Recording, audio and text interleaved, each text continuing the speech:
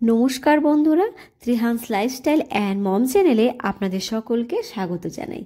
আজকে বাচ্চাদের জন্য এমন একটা রেসিপি নিয়ে হাজির হয়েছি যেটা খেলে এক মাসের মধ্যেই কিন্তু বাচ্চাদের ওজন বেড়ে যাবে। তবে সপ্তাহে 2 থেকে 3 দিন এই খাবারটা বাচ্চাকে অবশ্যই দিতে হবে। পুরো ভিডিও জুড়ে কিন্তু আমি ছোট ছোট টিপস শেয়ার করে থাকি, তাই কিন্তু পুরো ভিডিওটি আপনারা দেখবেন, না হলে কিন্তু অনেক তথ্য আপনারা মিস করে ফেলবেন। আর ভিডিওটিতে কিন্তু প্লিজ একটা লাইক করে দেবেন। চলে এলাম মূল ভিডিওতে। আমি আজকে রেসিপির জন্য নিয়েছি বাচ্চার চাহিদা অনুযায়ী পোলাওয়ের চাল বা গোবিন্দভোগ চাল। এগুলো কিন্তু ভালো করে ধুয়ে 2 ঘন্টা জলে ভিজিয়ে রাখবো। বাচ্চাকে খাওয়ানোর আগে চাল বা ডাল জাতীয় যে কোনো খাবার কিন্তু আপনারা এভাবে ভিজিয়ে রাখবেন, তাহলে খাবারটাও যেমন তাড়াতাড়ি হয়ে যাবে, বাচ্চারাও কিন্তু খুব সহজেই খাবারটা হজম করতে পারবে। চলে এলাম মূল রেসিপিতে। প্রথমেই কিন্তু গ্যাসে প্যান বসিয়ে দিয়ে দিচ্ছি আমার ধুয়ে রাখা চাল, আর সঙ্গেই কিন্তু দিয়ে দিলাম পরিমাণ মতো জল।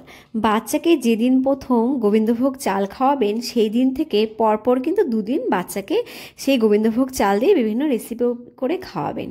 যে কোনো নতুন খাবারই কিন্তু বাচ্চাকে প্রথম দিলে প্রথম 3 দিন সিরিয়াল কিন্তু বাচ্চাকে সেই খাবারটা দেবে।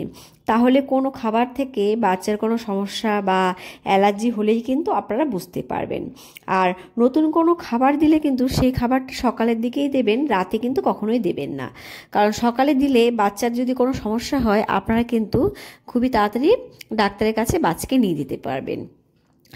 আর এই গোবিন্দভোগ চালের কিন্তু সুগন্ধের জন্যই চাল দিয়ে বিভিন্ন খাবার যেমন বড়দের খুব প্রিয়, তেমন কিন্তু ছোটদেরও খুব প্রিয়। আর সুগন্ধ ছাড়াও কিন্তু এই চালের অনেক পুষ্টিগুণও রয়েছে। এই চালে রয়েছে vitamin B12, antioxidant, fibre, protein, calcium, iron, রয়েছে পটাশিয়াম ও ম্যাগনেসিয়াম। আর দেখুন, এই পর্যায়ে কিন্তু আমি একটা মিষ্টি আলু দিয়ে দিলাম। আমি আগে থেকে একটা মিষ্টি আলুর খোসা ভালো করে ছাড়িয়ে এটাকে গ্রেট করে নিয়েছিলাম, সেই মিষ্টি আলুটাই আমি দিয়ে দিলাম। আর এখানে কিন্তু চালটা আমার 50%-এর মতো সেদ্ধ হয়েছে, আর আমি মিষ্টি আলুটাকে দিয়ে আরও 50% আমি চালটাকে সেদ্ধ করে নেব। আর গোবিন্দভোগ চালে যে সমস্ত পুষ্টিগুণ রয়েছে তা কিন্তু বাড়ন্ত বাচ্চাদের বৃদ্ধি ও বিকাশের একটা অপরিহার্য অঙ্গ।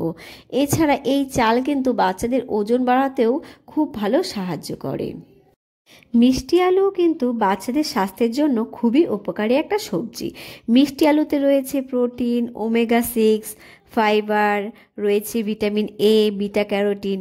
মিষ্টি আলু কিন্তু ক্যালোরিযুক্ত একটা খাবার, আর এর উচ্চ ক্যালোরির জন্যই কিন্তু মিষ্টি আলু বাচ্চাদের ওজন বাড়াতে সাহায্য করে। এছাড়া কিন্তু বাচ্চাদের পেটও কিন্তু অনেকক্ষণ ভরা থাকবে। মিষ্টি আলু খেলে বাচ্চার দৃষ্টিশক্তি উন্নত হবে, কোষ্ঠকাঠিন্য দূর হবে। আর মিষ্টি আলুতে রয়েছে ক্যালসিয়াম ও আয়রন, যা কিন্তু বাচ্চার বৃদ্ধির জন্য অত্যন্ত গুরুত্বপূর্ণ। আর আমি কিন্তু খানিকক্ষণ বাদে ফিরে এলাম, আর এখানে কিন্তু 3টে খেজুরকে হাত দিয়ে চটকে আমি পিউরি করে এখানে দিয়ে দিয়েছি। আমি 1 ঘন্টা আগেই একটু গরম জলে 3টে খেজুর ভালো করে ভিজিয়ে রেখেছিলাম। সেই খেজুরটাই কিন্তু অনেকটা নরম হয়ে গেছে, আর আমি এইভাবে পিউরি করে খাবারে দিয়ে দিলাম। বাচ্চারা চিবিয়ে খেতে না পারলে খেজুর কিন্তু ছাঁকনিতে ঘষে পিউরি করে নেবেন, তাহলে খেজুরে আঁশ থাকবে না, আর বাচ্চারা কিন্তু খেতে পারবে। না হলে কিন্তু এই আঁশগুলো যারা চিবাতে পারে না সেই সব বাচ্চারা কিন্তু গলা আটকে গেলে আর বাচ্চারা খেতে পারবে না। এইভাবেই কিন্তু আমি খানিকক্ষণ রান্না করে নেব। আর আপনারা চাইলে কিন্তু এই পর্যায়ে একটু বাদাম গুঁড়ো অ্যাড করতে পারেন। খেজুরেও কিন্তু অনেক পুষ্টিগুণ রয়েছে। খেজুর বাচ্চার কিন্তু শক্তি বৃদ্ধি করবে, পরিপাকতন্ত্র উন্নত করবে, অ্যানিমিয়া প্রতিরোধ করবে। এছাড়া কিন্তু হাড় ও দাঁতের স্বাস্থ্যও ভালো রাখবে, এমনকি মস্তিষ্কের কার্যকারিতাও বাড়াবে। আর বাচ্চাদের কোষ্ঠকাঠিন্য থাকলে তাও কিন্তু খেজুর দূর করতে সাহায্য করবে। বাচ্চাদের চোখ কিন্তু ভালো রাখতেও সাহায্য করবে। এইভাবে কিন্তু গোবিন্দভোগ চালের সঙ্গে মিষ্টি আলু রান্না করলে বাচ্চাকে যদি নিয়মিত খাওয়ান, তাহলে কিন্তু আপনার 1 মাসের মধ্যেই বাচ্চার ওজনের পার্থক্য বুঝতে পারবেন। তো এখানে কিন্তু আমার খাবারটা একদম পুরোপুরি সেদ্ধ হয়ে গেছে। আর বাচ্চারা চিবিয়ে খেতে না পারলে এই পর্যায়ে কিন্তু আপনারা ম্যাশ করে নিতে পারেন। আর আমি কিন্তু এবারে খাবারটা বাটিতে ঢেলে নিচ্ছি। আর এই খাবারটা কিন্তু বাচ্চাকে 7 মাস থেকেই দিতে পারেন।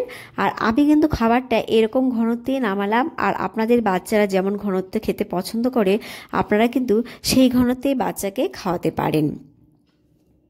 আর বাচ্চারা যদি একটু মিষ্টি মিষ্টি পছন্দ করে এই পর্যায়ে কিন্তু আপনারা দুধও অ্যাড করতে পারেন। আর আমি এখানে কিন্তু দুধ অ্যাড করব না, এখানে অ্যাড করব অল্প পরিমাণে বাটার। বাটারও কিন্তু বাচ্চাকে নিয়মিত খাওয়ালে বাচ্চার ওজন ভালো বৃদ্ধি পাবে। আর 8 মাসের আগে কিন্তু বাচ্চাকে একদমই খাবারে বাটার খাওয়াবেন না, কারণ তাহলে কিন্তু বাচ্চারা হজম করতে পারবে না। তো আজকের ভিডিও এই পর্যন্ত, দেখা হবে নেক্সট ভিডিওতে আরও নতুন মজাদার বাচ্চাদের রেসিপি নিয়ে। আর আমার ভিডিওতে এই পর্যন্ত থাকার জন্য আপনাদের অসংখ্য অসংখ্য ধন্যবাদ। ভালো থাকবেন, বাচ্চাদের ভালো রাখবেন। আর অবশ্যই আমার চ্যানেলে নতুন হয়ে থাকলে চ্যানেলটাকে কিন্তু সাবস্ক্রাইব করে দেবেন। Bye bye.